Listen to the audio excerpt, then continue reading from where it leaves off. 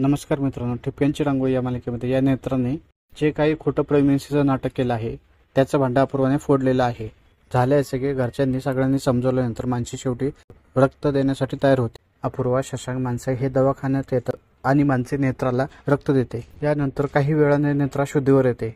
शुद्धीवर आल्यानंतर नेत्राच्या बाळाचा विषय चाललेला असतो. डॉक्टरला विचारतात की नेत्राचं बाळ कसं आहे. यानंतर इमर्जन्सी आली म्हणून डॉक्टर निघून जाते, पण तेवढ्यात अपूर्वा तिथे येते. अपूर्वा बोलते की नेत्राच्या बाळाची काळजी करण्याची काहीच गरज नाहीये. तेव्हा शशांक बोलतो की हे काय बोलतेस तू. तेव्हा अपूर्वा बोलते की मी एकदम बरोबर बोलते. नेत्रा ही कधी प्रेग्नेंट नव्हतीच आणि हे सगळं मी पुराव्यानुसार बोलत आहे. तेव्हा तिने आणलेले रिपोर्ट सगळे शशांकला दाखवते. रिपोर्ट वाचल्यानंतर मग शशांकला खरं वाटतं. हे सगळे रिपोर्ट पोलिसांनी सुद्धा व्हेरीफाय केलेले आहेत. त्यामुळे अमय दादा आपला सुटला आहे.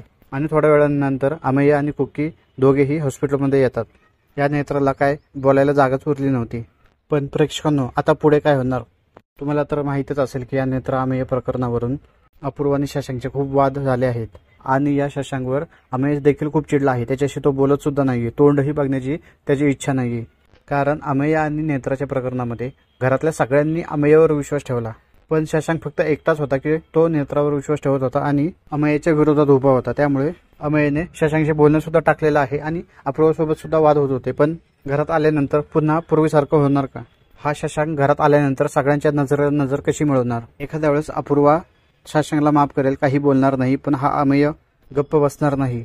जेव्हा अमेय ऑफिसमध्ये होता तेव्हा सुद्धा शशांक नेत्राच्या बोलण्यात येऊन अमेयवर शंका घ्यायचा आणि यामुळे सुद्धा त्यांचे वाद व्हायचे. आणि आता सुद्धा यापुढे हा अमेय इतक्या लवकर शशांकशी बोलेल आणि त्याला माफ करेल याबाबत खरंच शंका आहे. प्रेक्षकांनो, शशांकने माफी मागून सुद्धा अमेय त्याला इतक्या लवकर माफ करेल हे कठीण आहे. या दोघांमध्ये परत पूर्वीसारखं व्हायला थोडा वेळ तर लागणारच. असेच नवीन व्हिडिओ पाहण्यासाठी माझ्या चॅनलला नक्की सबस्क्राईब करा. धन्यवाद.